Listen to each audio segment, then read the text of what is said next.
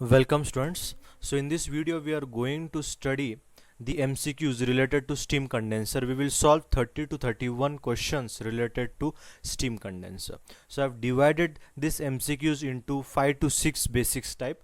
So study each and every type in detail. Okay, so let's get started with the first question. A vessel into which the steam is exhausted and condensed after doing work in an engine or turbine is known as. Okay, so as this unit is steam condenser, so you should know that how the steam condenser works. So for example, I am drawing here a steam condenser.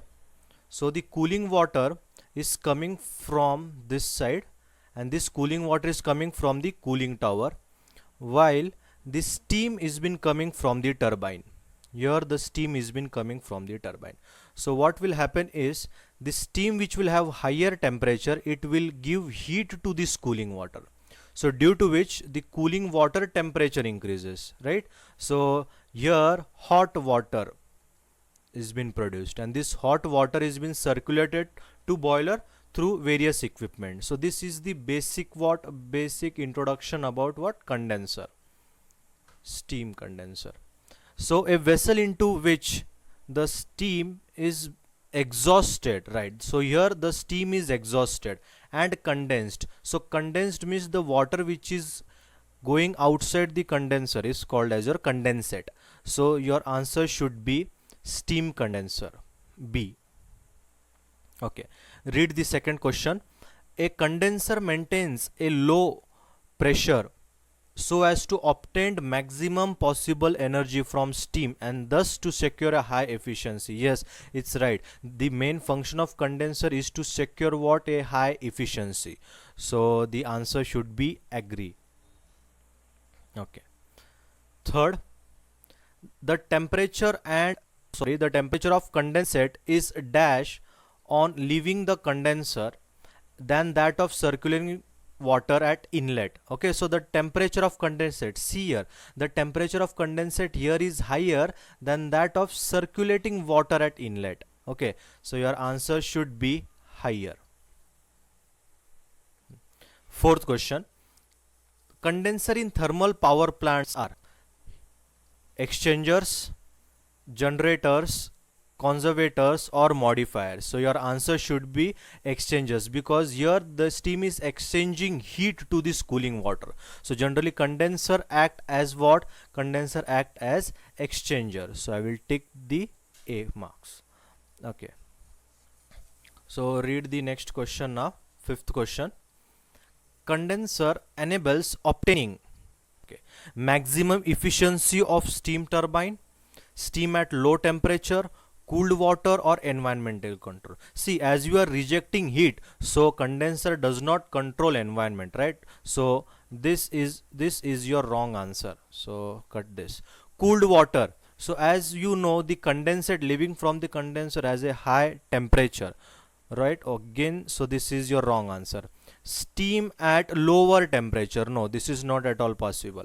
So this is also. So we are left with only one option, that is maximum efficiency of steam turbine, and that we had discussed in second or third question. The condenser is always defined for maximum efficiency. So our answer should be A. Condenser enable obtaining for maximum efficiency of steam turbine. Okay, so next go to the next page.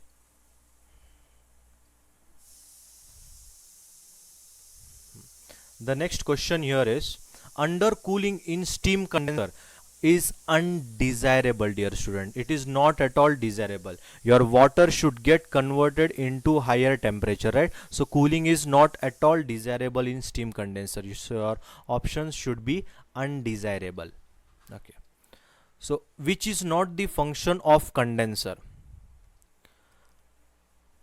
Saving steam required per unit electricity, convert exhaust steam to water, cause slight fall in efficiency, obtaining reduced pressure and more turbine work.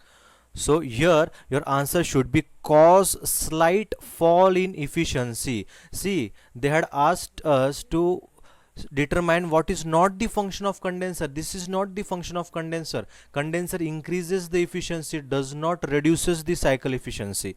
So out of this four option, your correct answer is C. Okay. Next question. As there is increase in expansion ratio of steam condenser, it increases the work done or decreases or no change. Okay, so your answer should be increases. As your expansion ratio increases, obviously the work done will increase on the condenser side. So our answer should be increases. For seawater cooling, the material used for condenser tube is nickel, stainless steel, titanium or bronze. So the answer is titanium. Okay. 10th question. The exhaust steam in big condenser flows through the tube, through ejectors, through cooling tower or outside the tube. So your answer should be outside the tubes.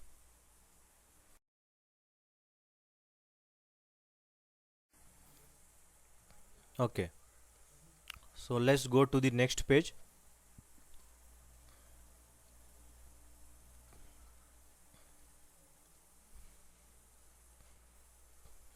Which of the following is required for steam condensing plant? So when you are studying steam condenser unit, steam condensing plant will play a major role. One question can come from here. Okay, so which of the following is required for a steam condensing plant? Condenser, condensate pump, air extraction, all of this. Obviously for a steam condensing plant, condenser will be required, condensate pump will be required to pump the water. Air extraction pump, yes, the air extraction pump would be required to remove the air from the condenser. Means your option A is correct, B is also correct, C is also correct. So most of the time all of this answer is right. Okay.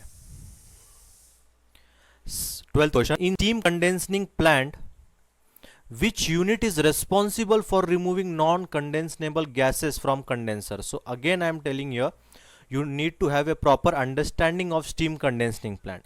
So here, which unit is responsible for removing gases? It is air extraction pump. Air extraction pump removes the non-condensable gases. Okay, so your answer should be air extraction pump. 13th. Which device is provided between condenser and boiler in steam condensing plant? Which device is provided between condenser and boiler? So your answer should be hot well. In cooling tower, hot water is cooled by which process? Convection, normal cooling, evaporative cooling or fan? So your answer should be evaporative cooling. For cooling tower, it uses the principle of evaporation for cooling the water. So your answer should be evaporative cooling. Okay. So the next type is what? Types of condenser. Okay. So we will see about it. A condenser where circulating water flows through the tubes which are surrounded by steam is known as surface condenser, jet condenser, barometric condenser or evaporative condenser. They are asked that where circulating water flows through the tube and this tube are surrounded by what? They are surrounded by steam. So the answer should be surface condenser, dear students. In surface condenser, water flows through the tube and it is surrounded by what? It is surrounded by steam. Okay, so let's go to the next page.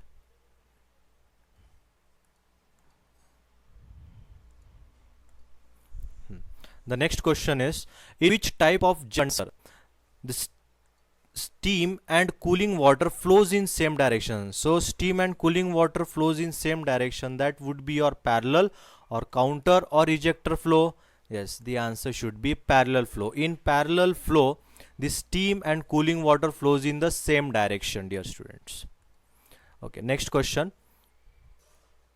In which type of jet condenser the steam and cooling water flows in opposite? So earlier it was same direction, but here now the question mentioned is in opposite direction. So in opposite direction, counter flow type is being used. counter flow jet condenser. Okay, in which condenser the exhaust steam and cooling water mixes in hollow truncated cones, parallel flow, counter flow, ejector flow. So the answer should be ejector flow. Okay,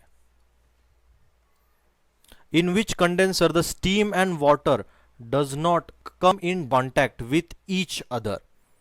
Steam and water does not come in direct contact with each other. Okay, so your answer should be surface condenser. What? Your answer should be surface condenser, dear student. Okay, so one question can come from types of condenser, so you should be well versed with that knowledge. Okay. Condenser vacuum and its measurement is our next. So the difference between atmospheric pressure and absolute pressure known as vacuum in a condenser. Exactly, the difference between atmospheric pressure and absolute pressure means the pressure inside the condenser. So when you just take this of these two, you will get vacuum in a condenser. So we agree to this statement. So your answer should be agree. Great. So let's go to the next page. So the question reads like this: 1 atmosphere equals to how many bar? 1 atmosphere. So this logic should be clear. It is 1.013 into, right? But they had asked us about what? They had asked in bar. So in bar you have be 1.013 bar. Are you getting this? Next, 1 mm of Hg equals to how many bar? So your answer C, 0.00133. Okay, so next question. The ratio of actual vacuum to ideal vacuum in a condenser is called as condenser efficiency, vacuum efficiency, nozzle efficiency, or boiler efficiency.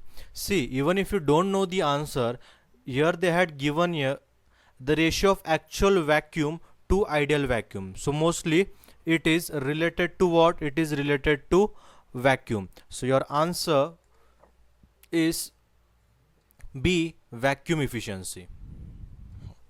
Next, the actual volume in condenser equals to, it is equals to always barometric pressure minus actual pressure. So your answer should be B, barometric pressure minus actual pressure.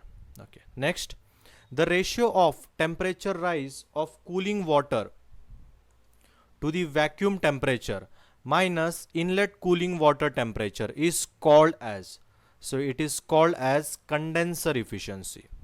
Your answer should be condenser efficiency. Okay, so the next page. Okay, so the question reads like this: if the pressure in condenser increases, the work done increase, decrease, or it shows no change in engine or turbine. So the answer is increases, because as expansion ratio increases, sorry, if pressure increases here, obviously the work done also, or it will increase definitely. Okay, so we will not see this environmental impact. So next, see the next page here, cooling tower. This is important for us. Even if you don't study that second chapter, no issue. Okay, the initial cost and operating cost of a natural draft cooling tower compared to forced draught cooling tower is, so you have to compare its initial cost and operating cost. Okay, so initial cost is generally high and operating cost is low. So the answer should be high and low respectively. Okay. Next one, cooling tower derives primary cooling effect from A, heat exchange between surface, evaporation of water, air movement, or mixing of water and air. So the answer would be evaporation of water. As already discussed in third or fourth question, the main function of cooling tower is to cool the water, and it cools with the help of what? With the help of evaporation. Okay. The cooling tower are designed to Cause maximum turbulence? No. Break water into fine particles? No. Achieve high airflow? No. So the answer would be what? Expose the maximum transient water surface. The main function of cooling tower is to reduce the temperature of water, right? So the answer is A. Next, in today's application, which type of cooling water is commonly used? Counter flow type is been used, cross flow type, parallel flow type, or mixed flow type? So the answer would be cross flow type, B. Okay, so in this way we had seen some 30 to 31 questions. If you any subject, you can share your view on the comment section. Thank you so much.